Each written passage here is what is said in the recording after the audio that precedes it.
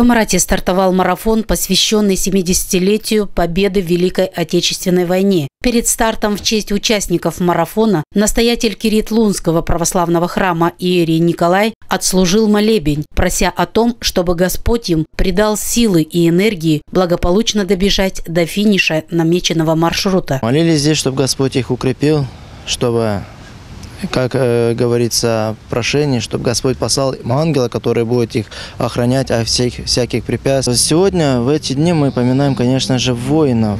И здесь тоже упоминаем их дела, их поступки, почему все это совершали, почему эти люди жертвовали собой.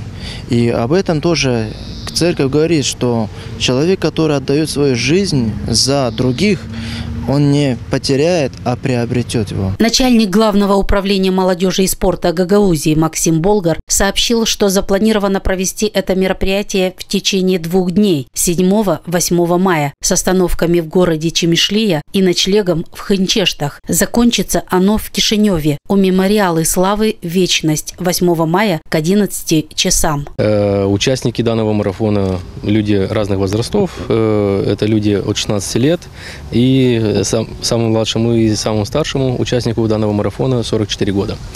Это говорит о том, что есть сегодня преемственность поколений, потому что воевали и отдали свои жизни такие же люди, такого же возраста, с юношеского, детского до взрослого. Проводя такие мероприятия, посвященные особенно юбилейным датам, да, это говорит о том, что люди помнят, чтят, и нужно поддерживать всесторонне все подобные инициативы молодежи. Николай Рая из села Дизгинжа среди участников самый старший. Ему 44 года. Николай в интервью нашему каналу сказал, что 70-летие победы в Великой Отечественной войне – это наша история, и мы обязаны ее помнить, пронести эту память через года и передать ее младшему поколению.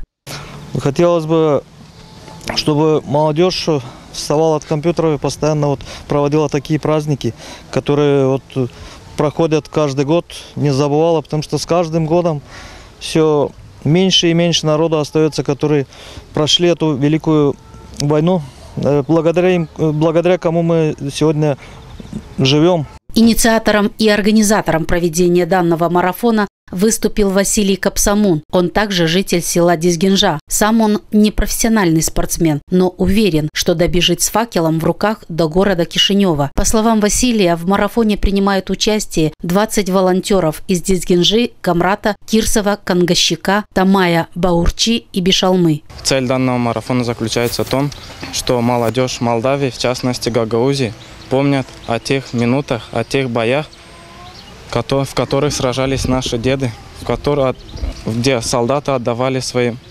жизни не ради славы, не ради медалей каких-то, а ради мира, в котором мы с вами сегодня живем. Все присутствующие 7 мая на старте марафона дали напутствующие слова участникам, пожелали им успешно донести факел вечного огня до самого финиша.